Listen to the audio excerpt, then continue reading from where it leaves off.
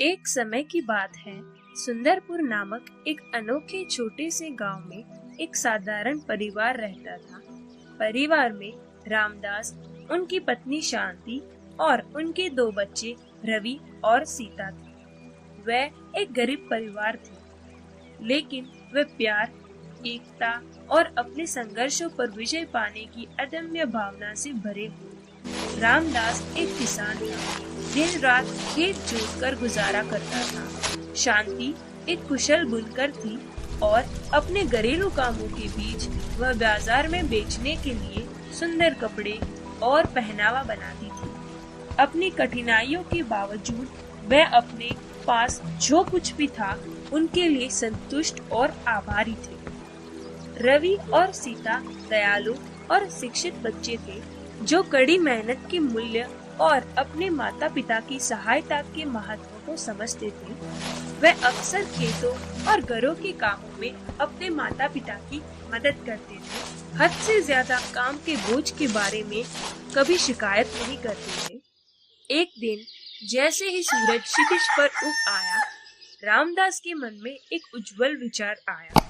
उन्होंने अपनी जमीन के एक छोटे से टुकड़े को सब्जी के बगीचे में बदलने का फैसला किया। अपने परिवार की मदद से उन्होंने विभिन्न प्रकार की सब्जियां उगाई। रवि और सीता पौधों को लगन से पानी देते थे और शांति अधिक फसलों के लिए बीज खरीदने के लिए कुछ पैसे बचाने के लिए हद से ज्यादा मेहनत करती थी। जैसे जैसे समय बीतता गया, वनस्पति का बगीचा फलता फूलता गया और भरपूर फसल पैदा हुई। अपनी मेहनत का फल देखकर परिवार बहुत खुश हुआ। उनके पास न केवल अपने उपयोग के लिए बल्कि बाजार में बेचने के लिए भी पर्याप्त सब्जियां थी। एक दिन जब रामदास बाजार में सब्जियां बेच रहा था, उसने कुछ गांव वालों के बीच राजा द्वारा रखी हुई एक प्रतियोगिता के बारे में बातचीत सुनी।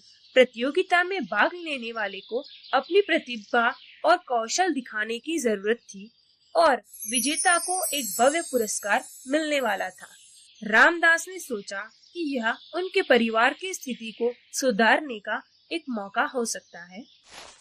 उत्साहित होकर वह घर वापस आया और अपने परिवार से इस बारे में बात की।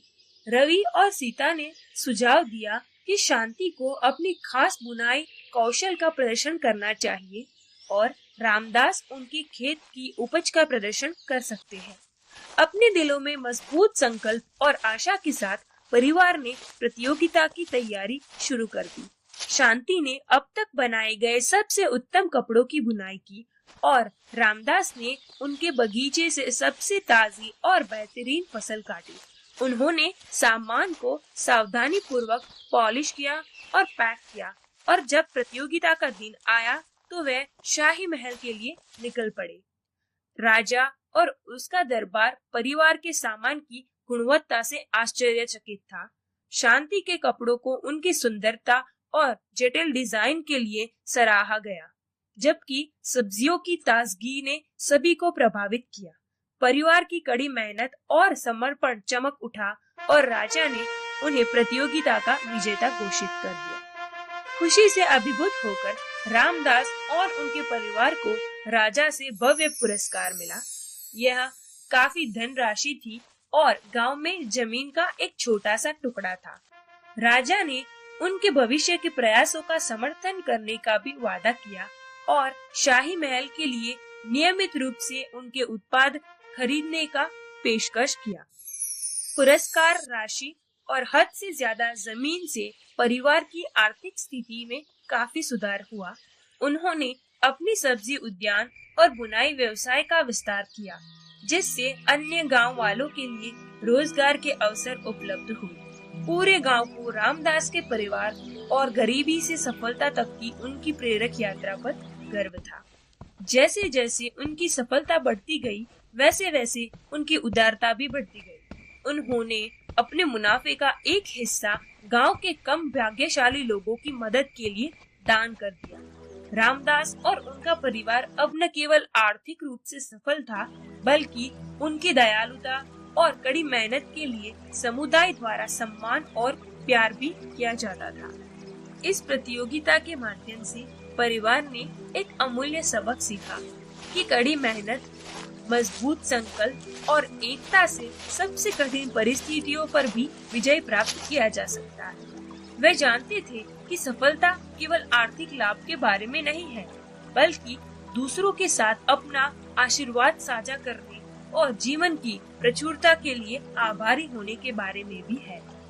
और इस तरह सुंदरपुर गांव में रामदास के परिवार की कहानी आने वाली पीढ़ियों के लिए प्रेरणा का स्रोत बन गई। बच्चे अपने बुजुर्गों के पास इकट्ठा होते थे और उस गरीब परिवार की कहानी सुनते थे, जिन्होंने कड़ी मेहनत और एकता के माध्यम से न केवल अपने जीवन में सुधार किया, बल्कि अपने पूरे गांव में खुशी और सफलता भी लाई।